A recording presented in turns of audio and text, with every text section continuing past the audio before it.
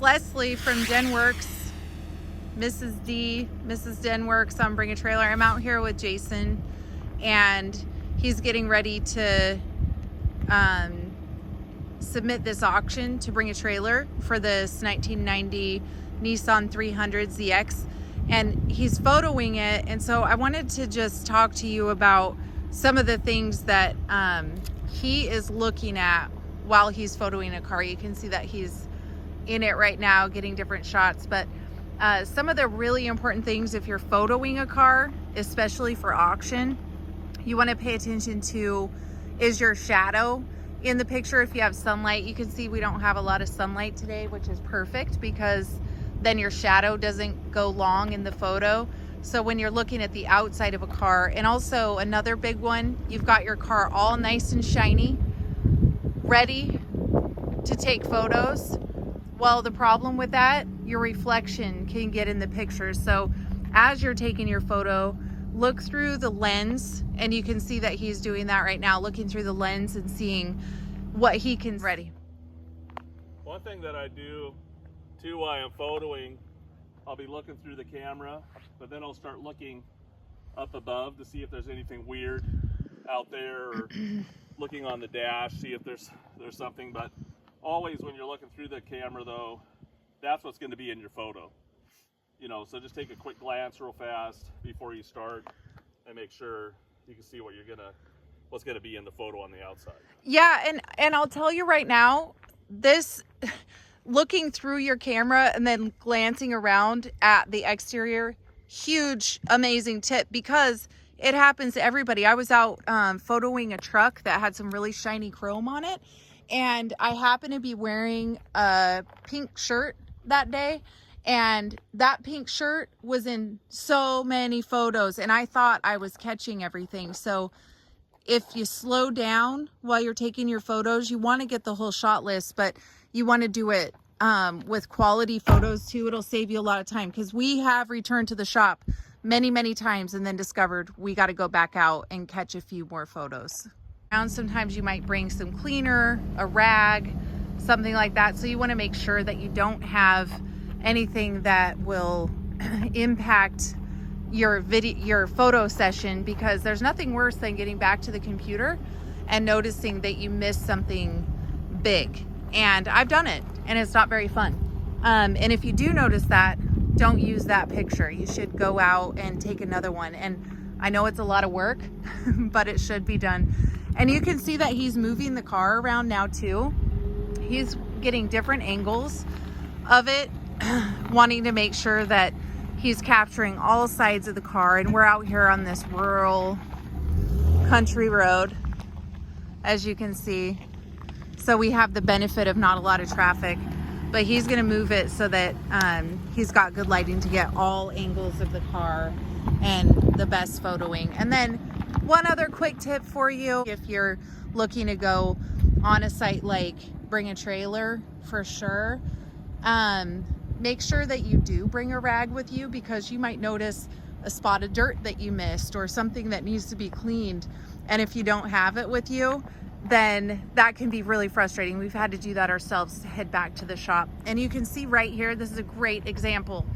The sun came back out again, so now his shadow's in front of him.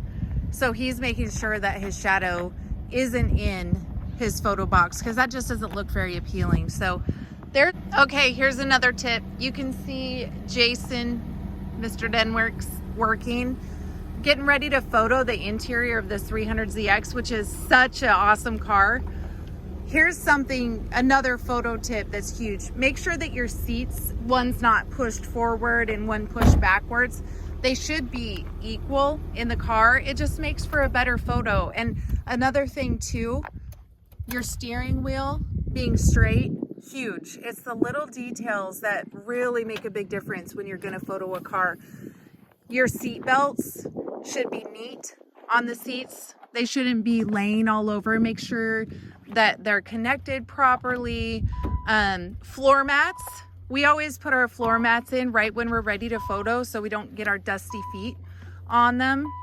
And you just want to take a look at the interior. What do you want this car to look like? You want to see a straight steering wheel, and those things make all the difference when you're taking quality photos, especially if you're selling on an auction site, because this is your shot for people to see the car, and you want them to see it for what it really is and not get stuck on the little tiny details like the steering wheel is crooked in pictures. And we've all had those auction comments. And here we go. Perfect example. We had some window cleaner in the back in case we need to use it. And we don't want that in our photos. We want that to stay to the side. So there you go. A couple more tips for photoing interior. And what about the sun when you're taking interior photos? Do you want a lot of sun? Are you asking me? I'm asking No, you. no sun. Overcast like this is really nice. Because if you get the sun in there, then it starts looking splotchy in the interior. So try to have no sun, park in some shade or something like that. Right now, here's kind of what she was talking about with the sun.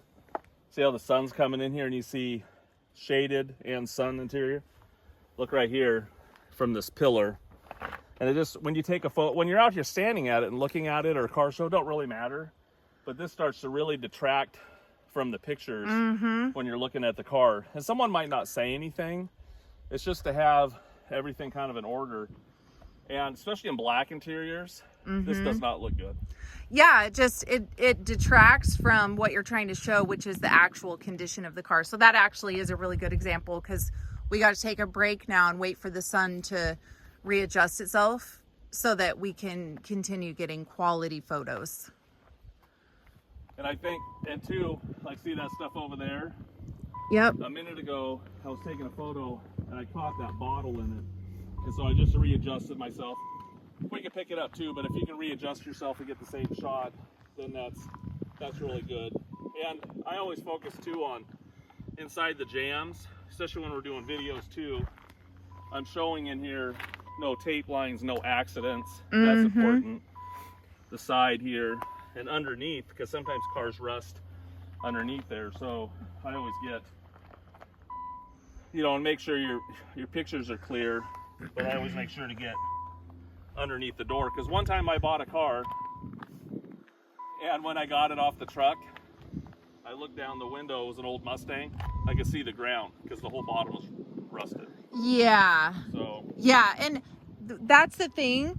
If you just go ahead and photo the car, talk about the good and the bad in your auction, that is so much better than trying to not show something, because people are going to see it at some point. So you might as well show it in your photo, and preferably your video for the car too, because that just gives an honest representation of it. And you're proud of the car that you're going to sell. You're not trying to pull one over on people. And so you just want them to see it for what it is. And during this video too, by the way, you can see how many times Jason's walking around the car. He's wiping it down.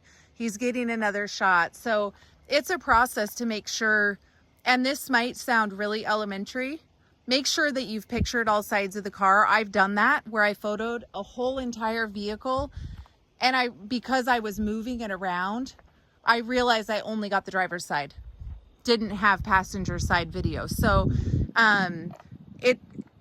there are small things that you wouldn't think would matter, but when you're taking 300 to 400 photos of a car, and then you're going to pick the best of the best out of those to use, it can actually happen where you forget to photo something because you've got so many things going on. right now.